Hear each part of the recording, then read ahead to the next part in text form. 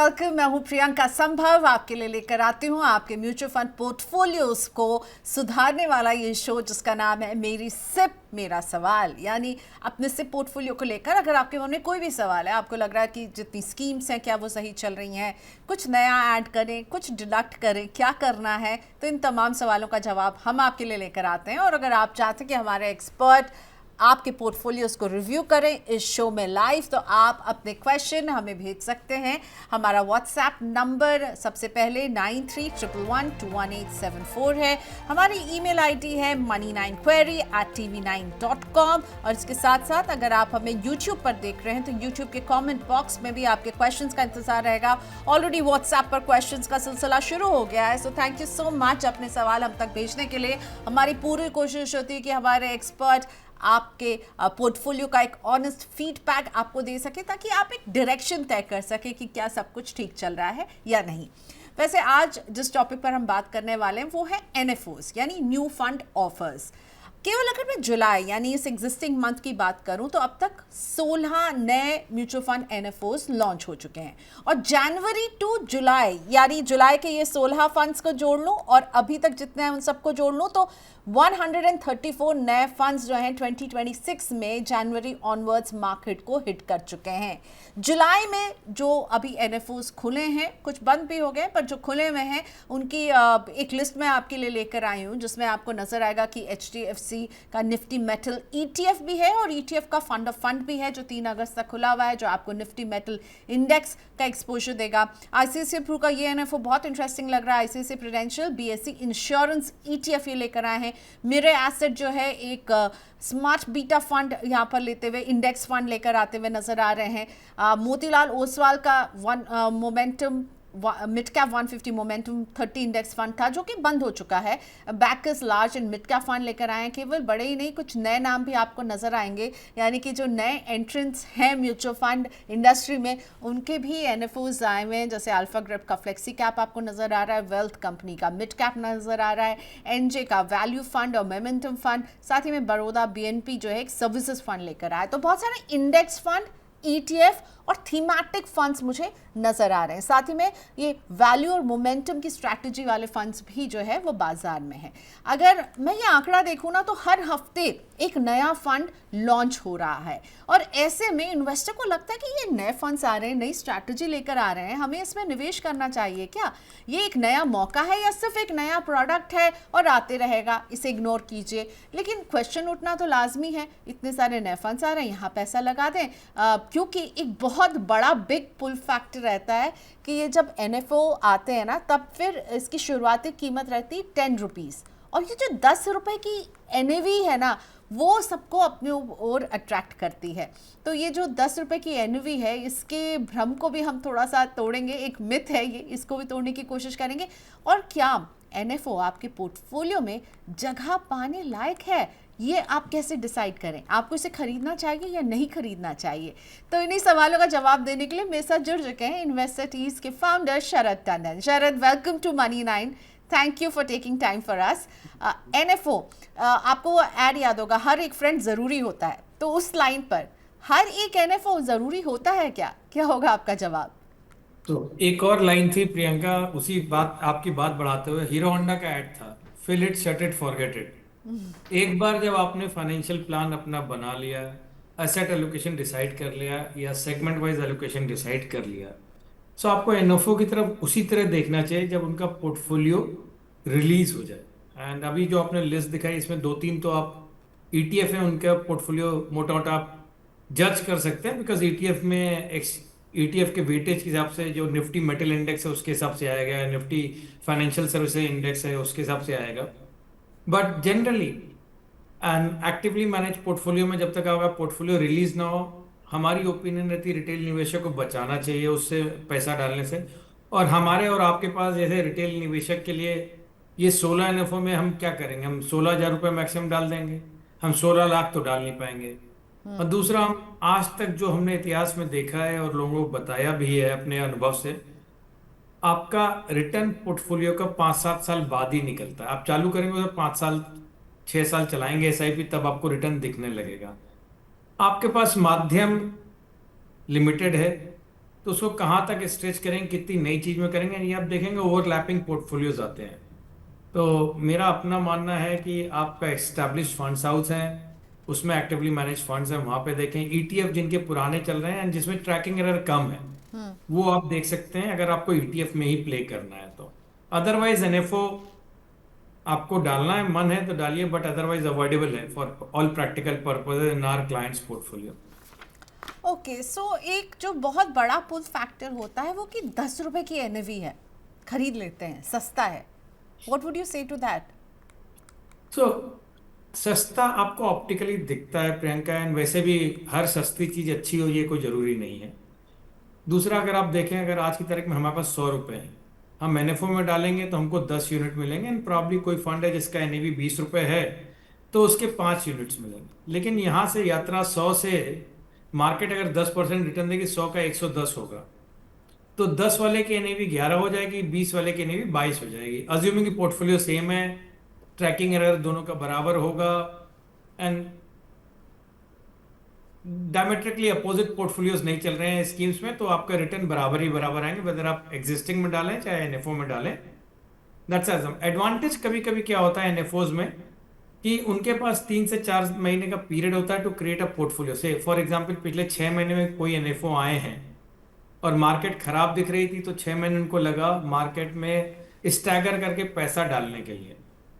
तो in that sense they've cushion the fall to a large extent. But ये reverse चलता, अगर market one directional चल रही होती तो कोई एग्जिस्टिंग स्कीम जिसका 100% और 95% करीब निवेशित है, और कोई नई स्कीम जिसका 90% कैश में है, परफॉर्मेंस वैसे ही डायमेट्रिकल अपोजिट परफॉर्मेंस आपको दिखते। समय समय की बात है, आदमी को अपने आसपास की स्थिति देख के उस हिसाब से एनएफओ या एक्टिवली मैनेज फंड्स या पैसिवली मैनेज फंड्स जो इनका पोर्टफोलियो ऑलरेडी डिस्क्लोज है, कॉल लेनी चाहिए इन्वेस्टमेंट की। ओके, अगर मेरे पास एक डाइवर्सिफाइड पोर्टफोलियो है जिसमें मेरे पास एक लार्ज कैप है, एक मिड कैप है, एक स्मॉल कैप है, प्रॉब्ली एक फ्लेक्सी कैप भी मैंने ले रखा है, और एक नया फंड आता है वो किसी भी कैटेगरी का है, तो मुझे कब ये डिसाइड करना चाहिए कि ओके मुझे ये रिप्लेस कर लेना चाहिए?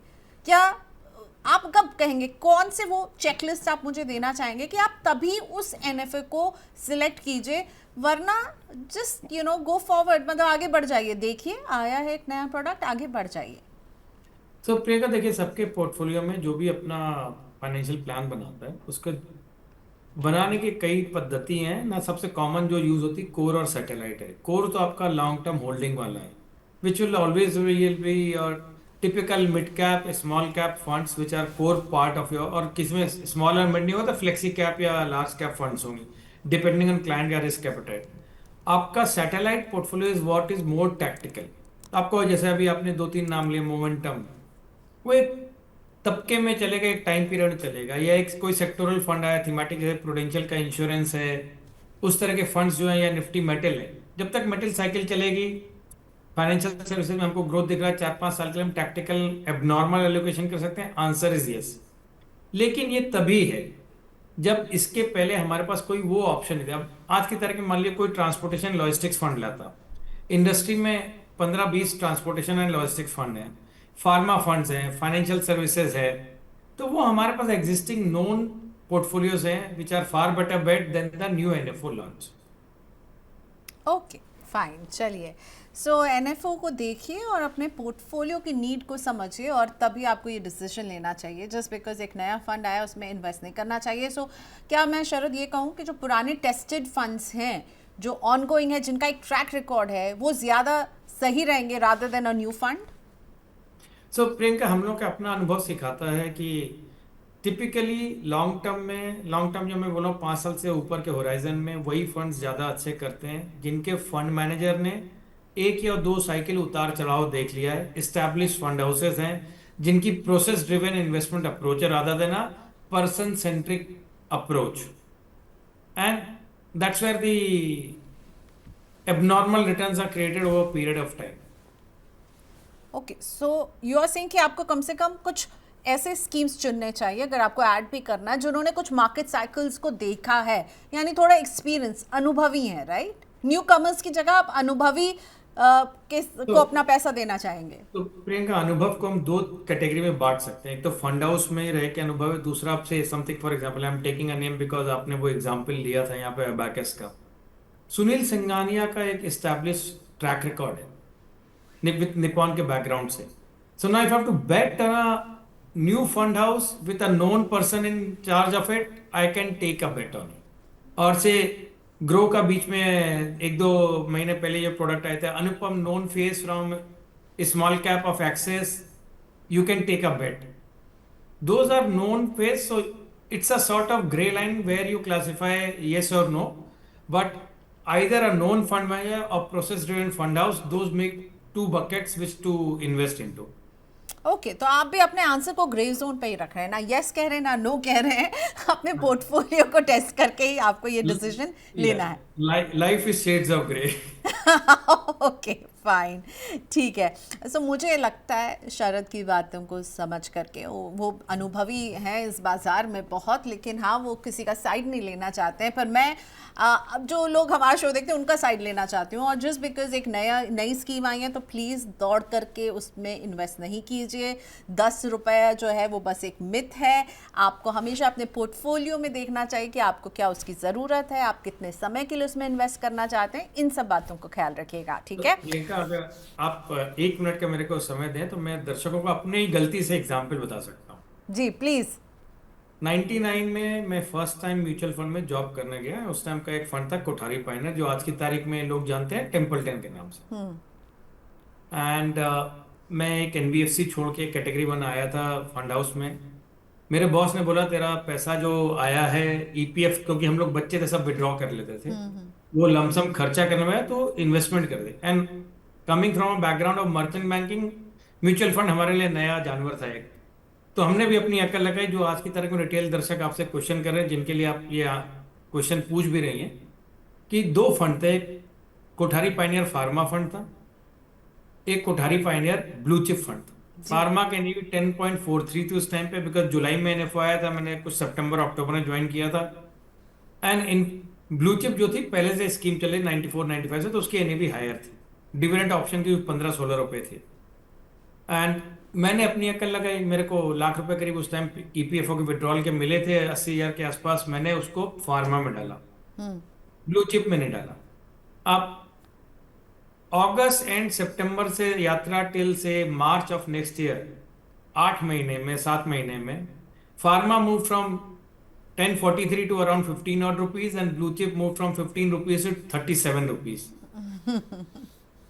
एंड ये हमारी गलती थी बिकॉज एक सेक्टर नहीं चला था। ब्लू चिप में तो सेक्टर एग्नोस्टिक था एंड उसका एक्सपीरियंस ज्यादा था। तो हमेशा ऐसा नहीं होगा lower NAV will return give you a higher return. Look at a portfolio, what makes sense in your overall allocation, then only go for it और not go for it.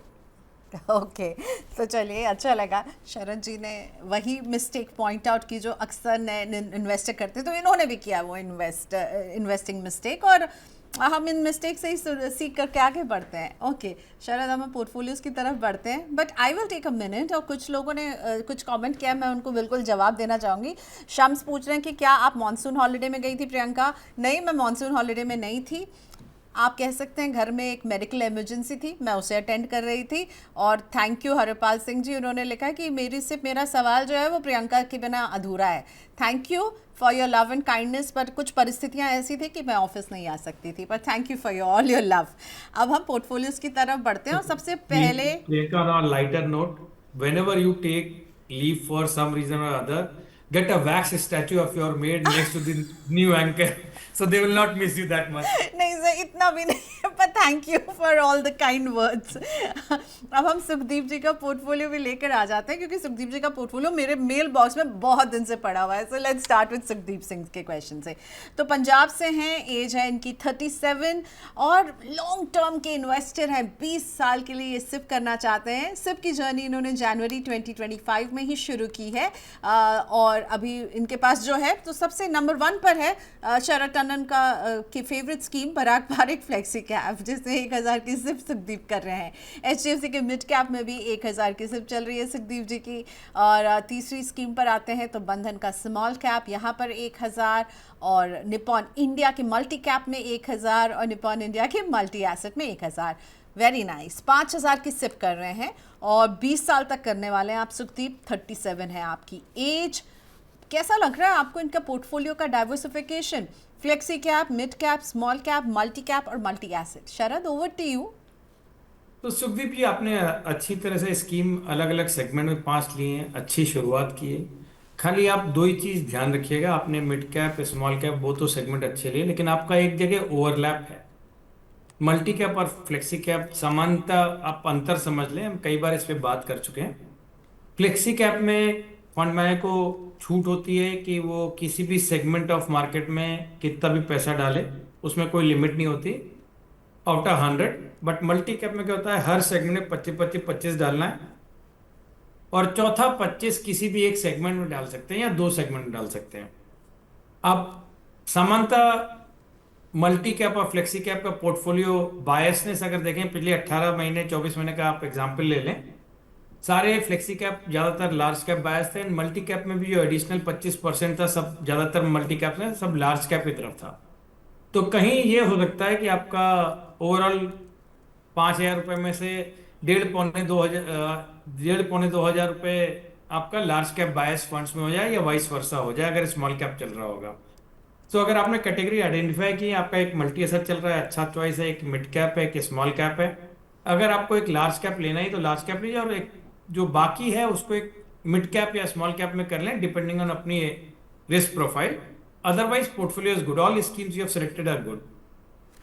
Okay fine. चलिए next question पूछने के लिए हमारे साथ हमारे WhatsApp के एक व्यूअर जुड़े हुए हैं, जिन्होंने व्हाट्सएप पे क्वेश्चन भेजा था। राजू श्रीवास्तव जी। नमस्ते राजू जी, कहाँ से बोल रहे हैं, किस शहर से जुड़े हैं? हाँ जी, जी पेवा से बोल रहे हैं जी, हरियाणा से। हरियाणा से, पहवा से। ओके। हाँ तो जी। ये आपका मैं इन्वेस्ट क्या करते हैं आप राजू जी? हम जी कंस्ट्रक्शन लाइन में होगी मैम। ओके। आपका ये पोर्टफोलियो कितना पुराना है? ये मेरा 5 साल पुराना है जी। ओके। और ये जो जियो फिलहाल ब्लैक रॉक नया का है कि फ्लेक्सी फ्लेक्सी कैप, कैप जो जियो ब्लैक रॉक का फ्लेक्सी कैप नया है फिर। सबसे नया, इसमें आप जो है आप डेली 1000 रुपए की सिप कर रहे हैं? हाँ जी, हाँ जी। ओके। और सब में मंथली है, लेकिन जियो ब्लैक रॉक की फ्लेक्सी कैप में राजू जी जो है वो डेली हाँ कर रहे हैं 1000 की सिप।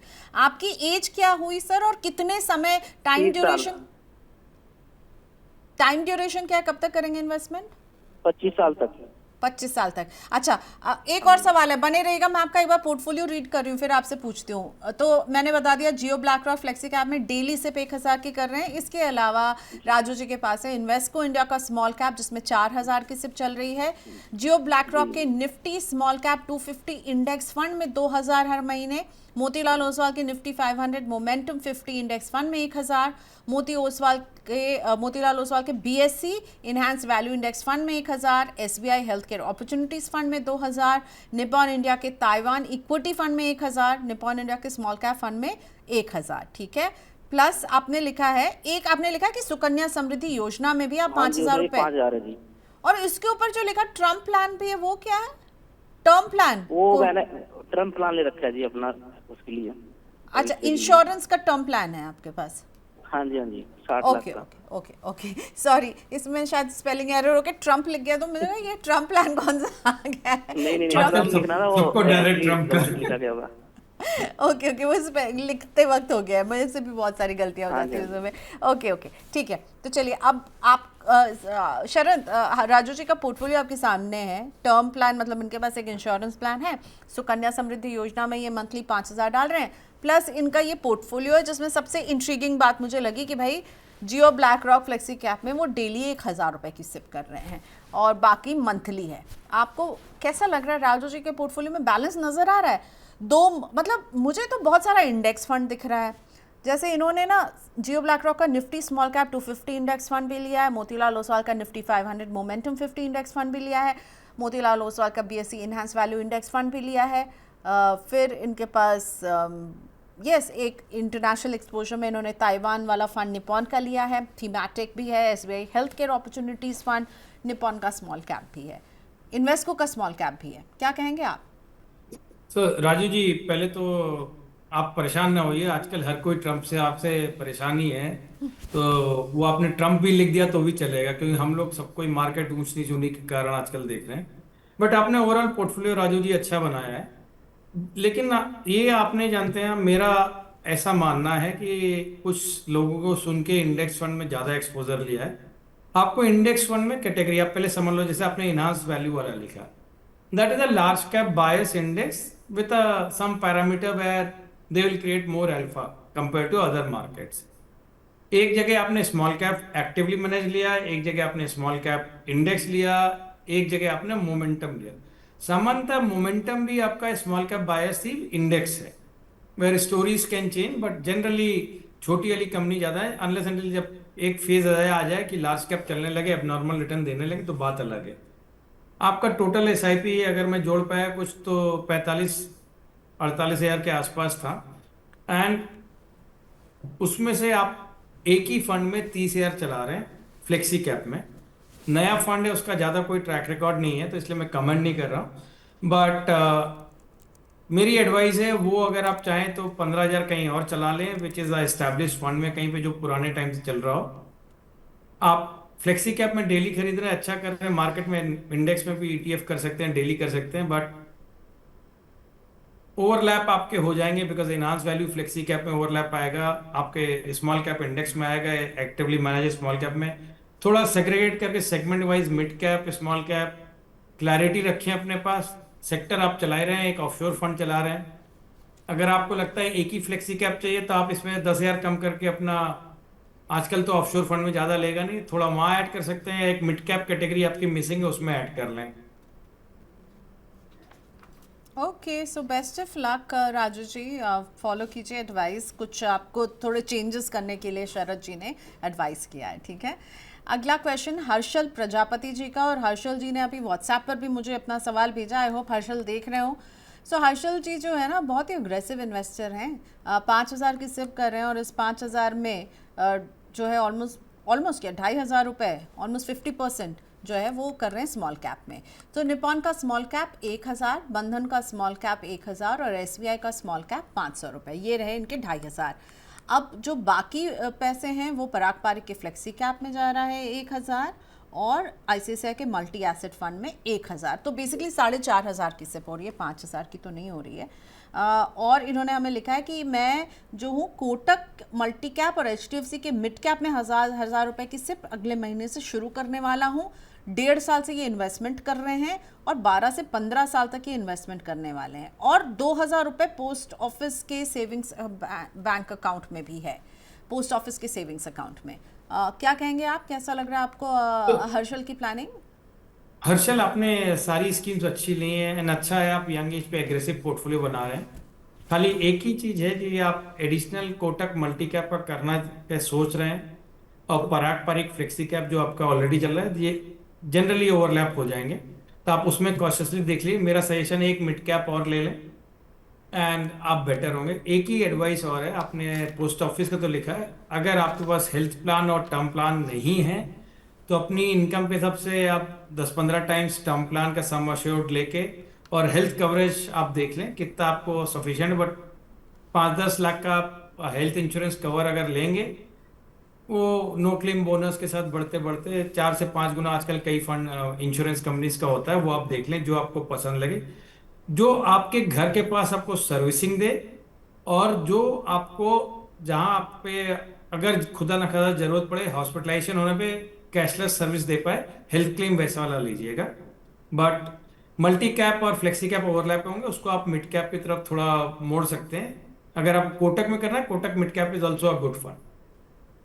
ओके फाइन, चलिए अगला क्वेश्चन लेकर के आते हैं, और ये क्वेश्चन जो है ना, कंपैरिजन आशीषा नौटियाल जी का है। वो पूछ रहे हैं कि क्या शरद जी हमारे लिए हीलियोस के स्मॉल कैप और इन्वेस्को के स्मॉल कैप के बीच में बता सकते हैं कौन सा बेटर रहेगा, अगर कोई एक स्मॉल कैप चुनना चाहता है।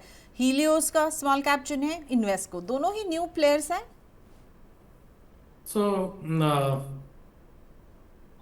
आशीष जी, मैं इसमें हीलियोस ट्रैक नहीं करता हूँ, इसलिए with due disclaimer, Sameer Arora ji अच्छे फंड हाउस हैं, and totally I have handled Dilshad as a client in my banking days, so I know his acumen on the investment size. आज की तारीख में अगर दोनों नए इंट्रेंट में मेरे को बेट लेना होगा, I will prefer a Helios compare to Invesco. Okay, एक और ऐसा ही कंपैरिजन और भी है जो प्रमिला शेल के पूछ रहे हैं। प्रमिला जी पूछ रही हैं कि बंधन के स्मॉल कैप का एयूएम बहुत बड़ा हो गया है और लॉन्ग टर्म के लिए 2 स्मॉल कैप फंड्स को वो चूज़ करना चाहती हैं, तो बैकस का स्मॉल कैप फंड या ग्रो का स्मॉल कैप फंड, और 5 लाख रुपए क्या करंट मार्केट में इन्वेस्टमेंट कर रहे हैं, इनमें 5-5 लाख, दोनों में 5 लाख, एक में 5 लाख रुपए इन करंट सिचुएशन चलेगा क्या या नहीं चलेगा, क्या कहेंगे आप? वेरी मुंबईया लैंग्वेज। प्रमिला जी मैं मान के चल रहा हूँ, चलेगा क्या? उन्होंने लिखा है 5-5 lakh current market situation lump sum करूँ तो चलेगा क्या, चलेगा कि नहीं चलेगा शरद जी? तो प्रमिला जी, आपके लिए एडवाइस ये है, दोनों फंड्स अच्छे हैं, बैकएस और ग्रो दोनों अच्छे हैं। मेरा एडवाइस है आप उनके लिक्विड फंड में 5-5 लाख रुपए डालें और वीकली एसटीपी करके अगले 4 महीने 5 महीने में कर लें, बिकॉज करेंटली जो ईरान और यूएस की सिचुएशन है, मार्केट यहाँ से 10% 15% नीचे जा सकती है। अगर आपने 5 लाख लमसम डाला और सडनली गई तो आपका रिटर्न उतना ही नेगेटिव होगा, it will take longer time to come up. Just hedge your bet on that side. And just the clarification, Bandhan का स्मॉल कैप का एयूएम ज्यादा कुछ बड़ा नहीं, 25,000 करोड़ के आसपास होगा। तो जब तक 40-50 हजार करोड़ के आसपास का फंड हो, कोई दिक्कत नहीं होगी, क्योंकि डेप्थ मार्केट की बढ़ गई कंपेयर टू 10 years बैक। सो तीनों फंड्स अच्छे हैं, बट हमारी एडवाइस है लमसम के अलावा आप स्टैगर करके डालें तो ज्यादा बेटर होगा। Okay, not in one go आप कहेंगे? यहाँ सो लिक्विड में करके आराम से उसको एसटीपी कर लें, वीकली कर लें, मंथली कर लें, जो उनको पसंद है। एंड 3-4 महीने में you can generally at our client level portfolio we are doing all the liquid fund and weekly STP. Okay, so weekly STP के ज़रिए उसको आप जो है आगे बढ़ा सकती हैं। और इनफैक्ट आप शरद कह रहे हैं कि 2 ही क्यों, ये तीनों ही स्मॉल कैप आपको अच्छे लग रहे हैं, तीनों में ही पैसा डिवाइड कर सकती हैं, राइट? तीनों में कर सकते हैं। I am assuming she is asking Bandhan small cap का एयूएम बड़ा हो गया तो उनके पास ऑलरेडी होगा, that's why she is tracking it so closely. Okay, so good to go है। बैकस और ग्रो दोनों में आप डिवाइड कर दीजिए, बंधन में भी अगर करना चाहें तो कुछ वहाँ पे भी डिप्लॉय कर सकती हैं। ठीक है, अब किशन शर्मा जी का पोर्टफोलियो लेकर आते हैं।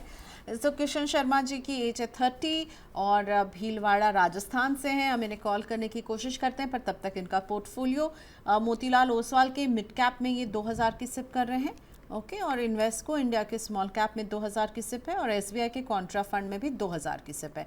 तो ये तो 6000 की सिप ऑलरेडी ये कर रहे हैं, और ये 15 से 20 साल तक करेंगे। और हर साल इन्होंने कहा कि मैं 10 से 20% स्टेप अप करूँगा, और अगले 6 महीने में ये जो 6000 की जो सिप है वो 11,000 पर ये पहुँच जाएगी, क्योंकि इनकी कोई पोस्ट ऑफिस में आरडी है जो मैच्योर होने वाली है, और 3 साल में इनका लोन भी पूरा हो जाएगा। तब ये सिप की राशि को 11,000 से 30,000 पर भी ले जाएंगे। सो एक अग्रेसिव स्टेप अप का प्लान नज़र आ रहा है।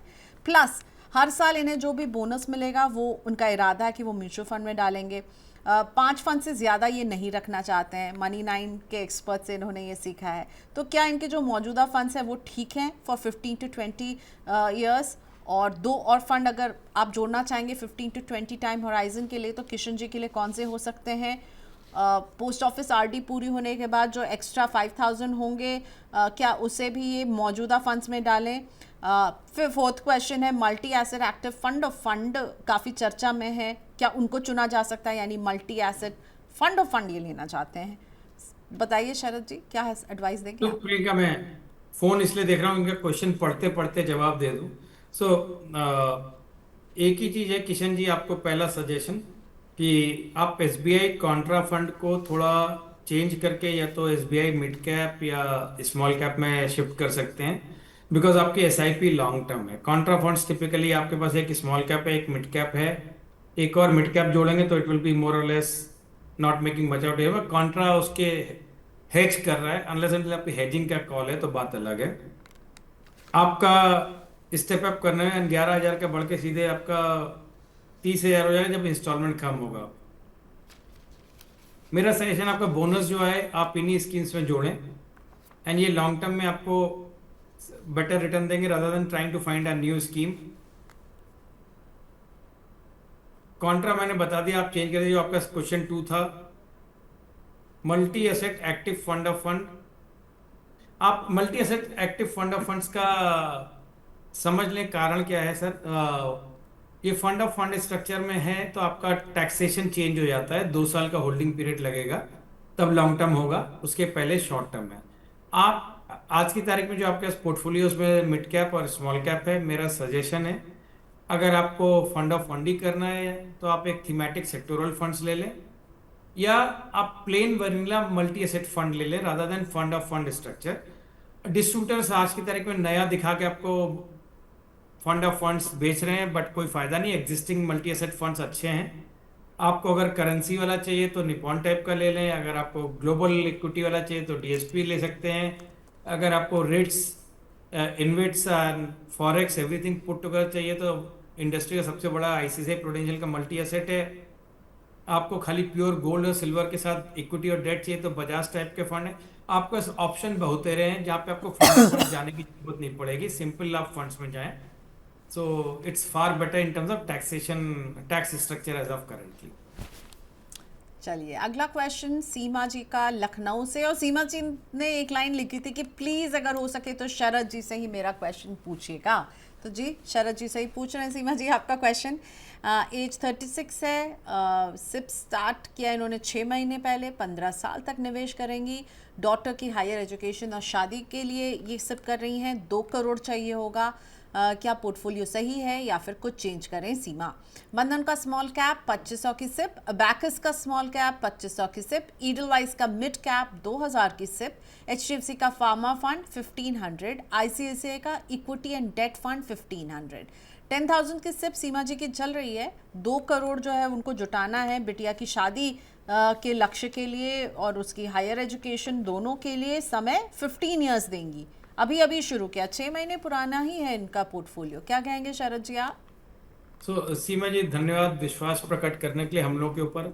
हम लोग का इन प्रोग्राम पे आने का पर्पस ये था कि किसी का निवेश अच्छी तरह हो जाए। आप सीमा जी आप मेरे होम टाउन से हैं तो मैं दुख भरी खबर पहले दे देता हूँ, अच्छी खबर बाद में दूंगा। आपको 2 करोड़ बनाने के लिए थोड़ा एसआईपी या तो बढ़ानी पड़ेगी, अराउंड 25 से 30 हज़ार रुपये महीना करनी पड़ेगी। अगर आप स्टेप अप करेंगे तो 20 हज़ार के आसपास, तो आप 2 करोड़ के आसपास 15 साल में पहुंच जाएंगे, अगर अज्यूमिंग 13 से 14% के बीच का रिटर्न आएगा।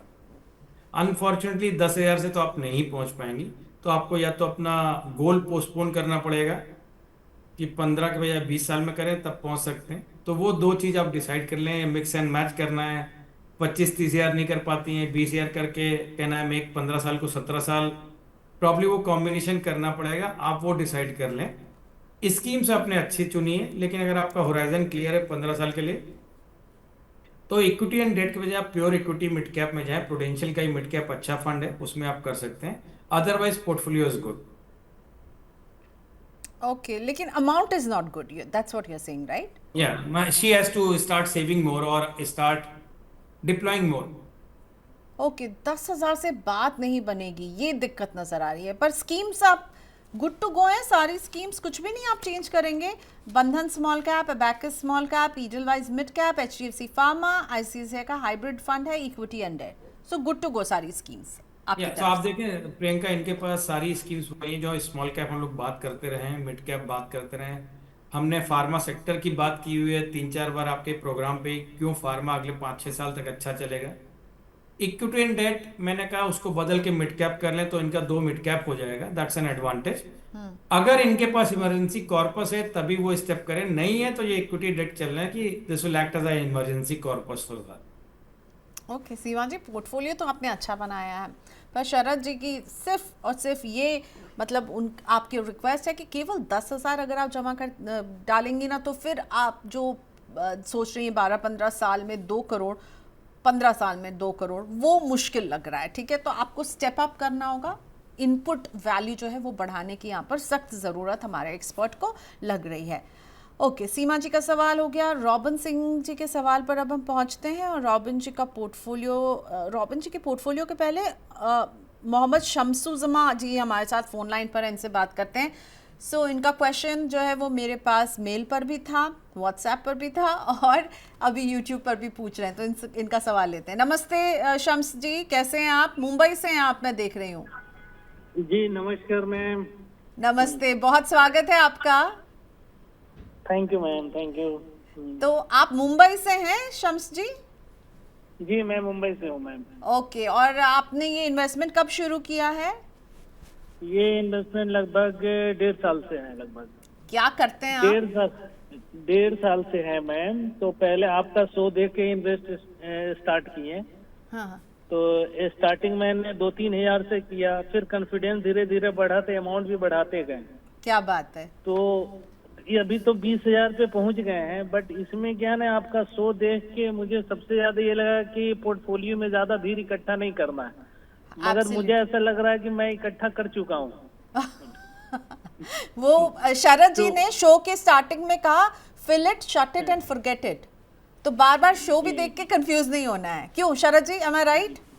हाँ, नॉइज ऑलवेज डिस्टर्ब्स। उसमें हर चीज क्या है, सिग्नल पे खड़े रहे, कितने हॉर्न बजेंगे, आपका दिमाग खराब हो क्यों करने का।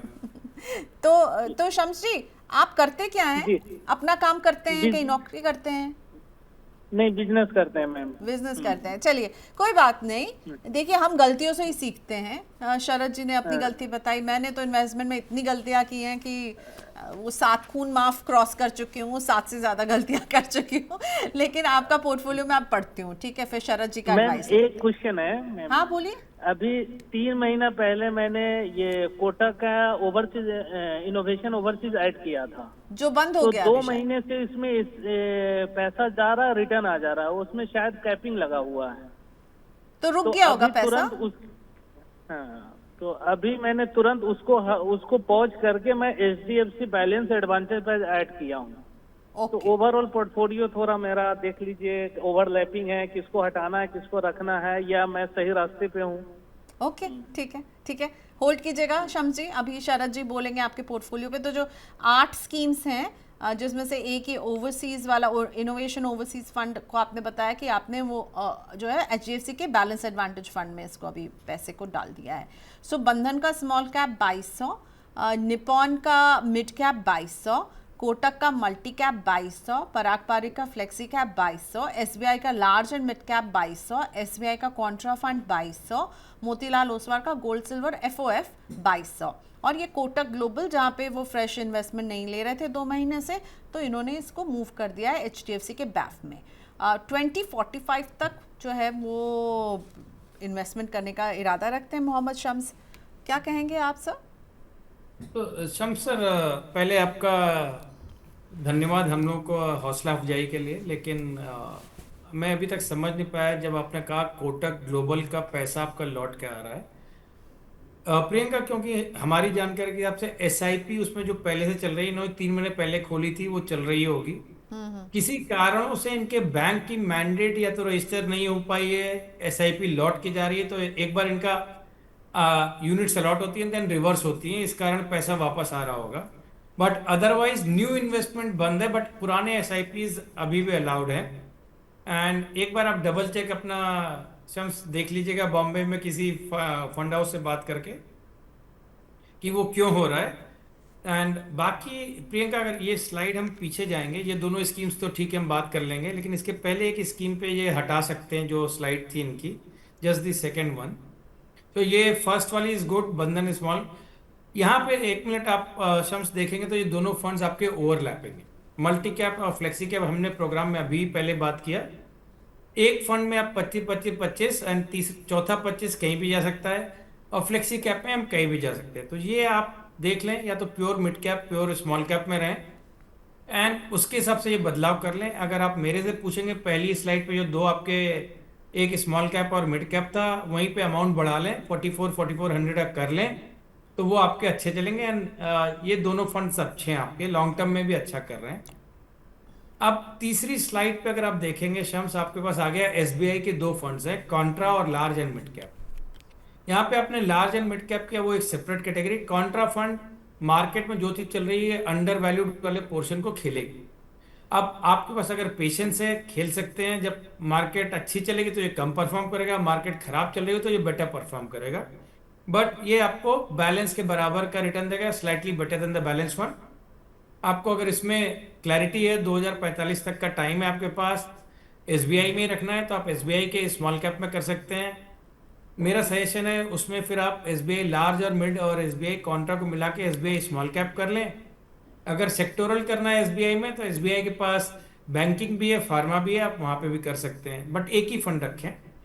तो इससे दो चीज हो जाएंगी, आपकी 8 स्कीमें 3 स्कीम थोड़ी मर्ज होके 5 बचेंगी। ओके, और Motilal Oswal gold and silver fund of fund good to go? I am sure Priyanka, उन्होंने गोल्ड और सिल्वर की रैली के लिए किया है। घर में कोई टारगेट होगा, घर में कोई बच्चों की शादी के लिए अगर सोना और चांदी इकट्ठा करना है, दैट मेक सेंस। वो कोई भी एक फंड करके आप इकट्ठा कर सकते हैं। खाली इन्होंने अब किस कारण से सडनली एक ऑफशोर इक्विटी फंड में एसआईपी नहीं आ रही, बैफ में कर दिया है, वो शम्सी खुद ही सोच सकते हैं। अगर वो उनको बैफ में इमरजेंसी कॉर्पस की जरूरत नहीं है तो कोई भी स्मॉल या मिड कैप जो पहले 4 हमने बात की उनमें ऐड कर लें, या एक सेक्टोरल फंड कोई फार्मा, ट्रांसपोर्टेशन, बैंकिंग कोई भी ऐड कर लें, that will be good to go. Okay, so number of schemes भी आपने कम करने की कोशिश की है, क्योंकि मल्टी कैप और फ्लेक्सी कैप दोनों में बहुत ओवरलैप है। उसका पैसा आप अपने ही पोर्टफोलियो में एग्जिस्टिंग स्मॉल कैप, बंधन और निपॉन मिड कैप में डाल सकते हैं। SBI large and mid cap और एसबीआई कॉन्ट्रा की जगह आप एसबीआई का एक प्योर स्मॉल कैप ले लें, बैंकिंग या फार्मा फंड ले लें। Gold and silver good to go है। ये कोटक वाले फंड में एक तो चेक कर लीजिएगा कि भाई हो क्या रहा है, क्योंकि यहाँ हमारे एक्सपर्ट को लग रहा है कि पैसा वापस नहीं आना चाहिए। और बैफ में अगर हैं तो वो भी एक एज इमरजेंसी फंड आपके लिए सही डिसीजन रह सकता है। ओके, तो शम्स जी के तो सारे सवाल को हमने डिटेल में डिस्कस कर लिया। एक क्वेश्चन मैं यश अग्रवाल का लेना चाहूँगी, और ये क्वेश्चन पोर्टफोलियो से जुड़ा हुआ नहीं है पर म्यूचुअल फंड से जुड़ा हुआ है, और ये पूछ रहे हैं कि आर्बिट्राज फंड क्या होते हैं, क्या एफडी की जगह मैं इसे यूज़ कर सकता हूँ? मतलब क्या आर्बिट्राज फंड जो है एफडी का एक रिप्लेसमेंट हो सकते हैं शरद जी? पहले प्रियंका हम यश को बताते हैं आर्बिट्राज फंड क्या है। आर्बिट्राज फंड में क्या है, एफएनओ में हम लोग खेलते हैं एंड कवर्ड कॉल्स होती हैं फंड हाउसेस की। सो मार्केट अगर वोलेटाइल होगा तो आर्बिट्राज फंड अच्छा रिटर्न देगा। अगर मार्केट वन साइडेड होगा तो आर्बिट्राज फंड 4 से 6% के बीच में देंगे। एंड लिक्विडिटी होती है इसमें, T+2 पे आ जाते हैं पैसे वापस आपके पास। अगर आपका 12 महीने से ऊपर का हो गया तो लॉन्ग टर्म हो जाएगा, 12 महीने से कम का होल्डिंग है शॉर्ट टर्म होगा। क्या ये एफडी को रिप्लेस कर सकते हैं? मेरा मानना है नहीं। एफडी का ideal replacement balance advantage fund होता है। जो आप 12 से 18 महीने की एफडी भी कर रहे हैं तो BAF is a better bet than this. Arbitrage fund हम लोग करते क्या है, जहाँ पे शॉर्ट टर्म लिक्विडिटी है, करंट अकाउंट का पैसा है, 2 महीने 3 महीने के लिए पार्क करना है, तो वो हम कर सकते हैं, जहाँ पे हम इंटरेस्ट रेट मूवमेंट भी नहीं और ड्यूरेशन प्ले भी नहीं करना चाहते हैं।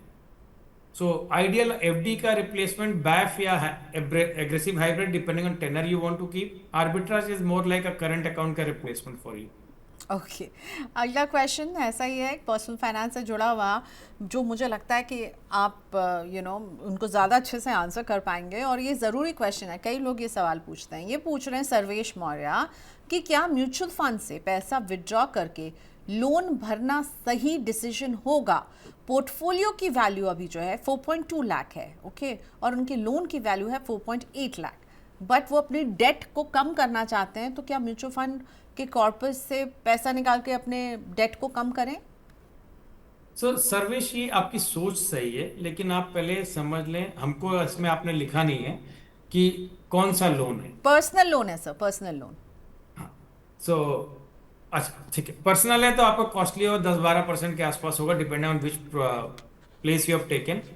तो करंट मार्केट में 10-12% आपका बन नहीं रहा है, आपका लोन में 10-12% दे रहे हैं, आप कम कर ले 60,000 पे ही लोन जाएगा।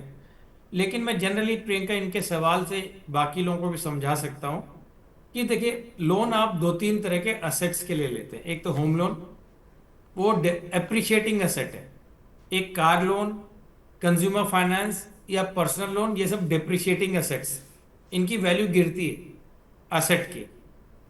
जब ये आप second category of depreciating asset वाले लोन या पर्सनल लोन या क्लीन लोन जिसको हम बोलते हैं उसमें आने लगते हैं, तो it's not sensible to hold on to your investment and take a loan, but appreciating assets के लिए लोन लें तो वो बेटर है। तो छोटा आंसर सर्वेशी, अगर आपके पास अभी ये ऑप्शन है तो आप इसको विड्रॉ करके पे कर लें। अपना टैक्सेशन देख लें म्यूचुअल फंड में कि लॉन्ग टर्म है कि शॉर्ट टर्म है, उसके हिसाब से थोड़ा आपको ऑल्टर करना पड़ेगा, बट थॉट वाइज सही डायरेक्शन में आप कर रहे हैं। ओके फाइन, चलिए रॉबिन सिंह का क्वेश्चन अब लेकर आते हैं। और रॉबिन सिंह अभी 4 स्कीम्स है इनके पास, और 4 स्कीम्स में पराग पारिक का फ्लेक्सी कैप जिसमें ये 1000 रुपये हर महीने कंट्रीब्यूट कर रहे हैं, आईसीआईसीआई प्रू के इक्विटी एंड डेट फंड में 500 की सिप चल रही है, निपॉन इंडिया के मल्टी कैप में 500, ईडलवाइज के मिड कैप फंड में 500। ओके, 5th स्कीम भी है बंधन के स्मॉल कैप में 700। ये जानना चाह रहे हैं कि क्या ये पोर्टफोलियो सही है, ओवरलैप तो नहीं है, सिप करते हुए 2 साल हो गए हैं, आपको क्या मेरे फंड्स में कोई दिक्कत दिख रही है? 25 साल तक ये इसको रन करने वाले हैं, और 7 लाख का जो है इनको जो है वो इन्होंने अपना एक टारगेट रखा है कि मैं 7 लाख तक इसे जोड़ पाऊंगा। और जो आईसीआईसीआई इक्विटी और डेट फंड में सिप कर रहे हैं वो शॉर्ट टर्म के लिए है, और मैं उस पैसे को यूज़ करूँगा एक बाइक लेने के लिए। ओके, सो क्या लग रहा है रॉबिन जी की ये प्लानिंग आपको कैसी लग रही है? और आईसीआईसीआई के इक्विटी एंड डेट फंड में जो है वो 500 की सिप कर रहे हैं, और जब वहाँ कुछ रकम बन जाएगी तो बाइक खरीदने का इरादा है। सो रॉबिन जी, एक चीज आपने अच्छा किया है कि अपने टारगेट के हिसाब से, अपने गोल के हिसाब से अलग अलग बकेट्स बनाई हैं।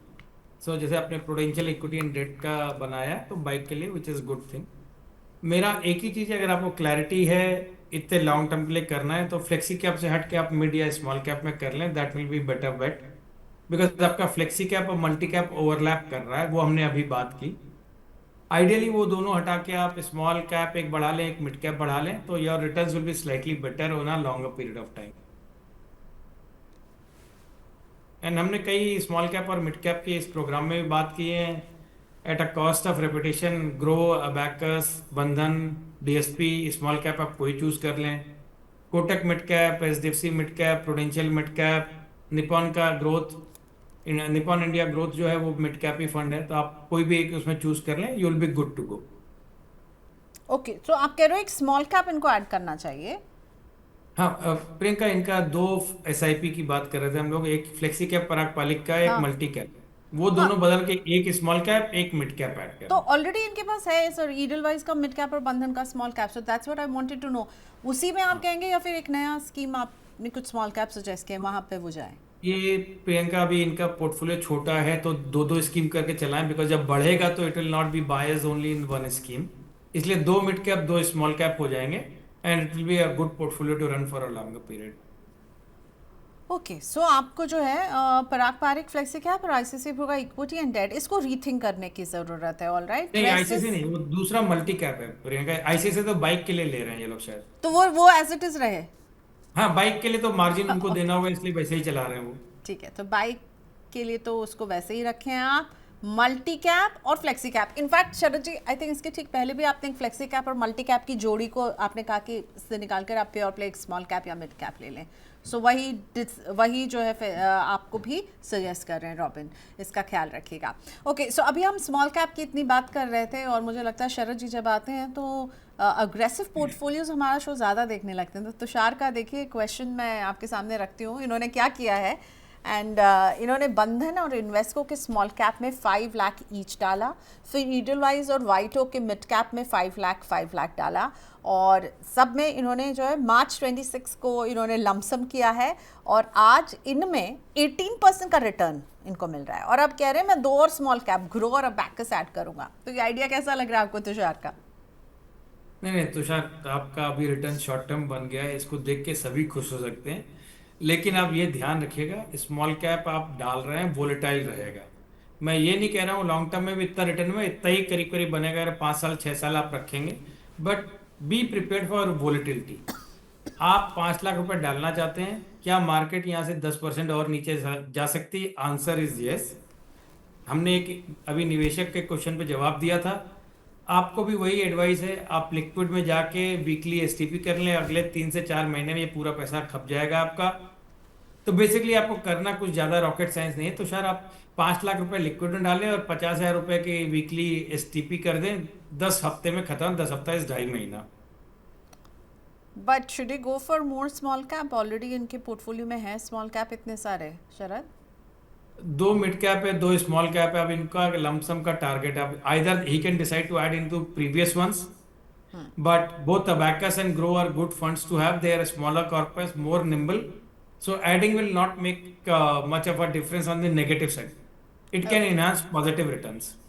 ठीक है, गुड फॉर तुषार। अच्छा, आपने रिटर्न कमाया, आगे भी ऐसे ही कमाते रहिए, बट ज़्यादा जो है एक गो में सारा पैसा नहीं डालने की सलाह नहीं, है। मैं शरद जी, कॉशियस इसलिए कर रहा हूँ इनको कि बिकॉज जब रिटर्न अच्छे आते हैं हर आदमी खुश होता है।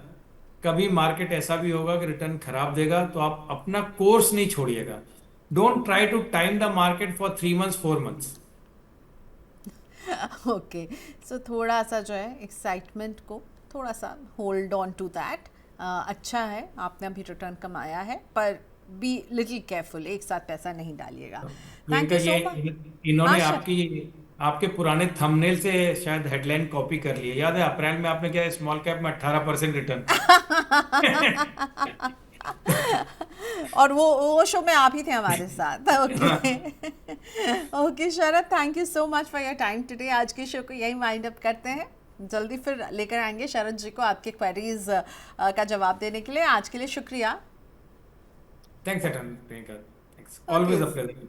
इन्वेस्टर टीज के फाउंडर शरद टंडन आज हमारे साथ थे।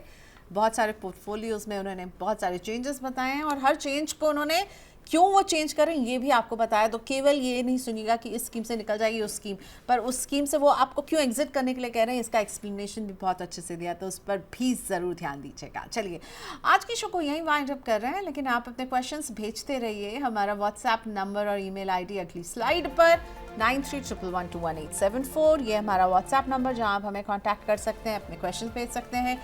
Email ID money9query@tv9.com। आपके क्वेश्चंस का इंतजार रहेगा, मनी9 के साथ बने रहिए।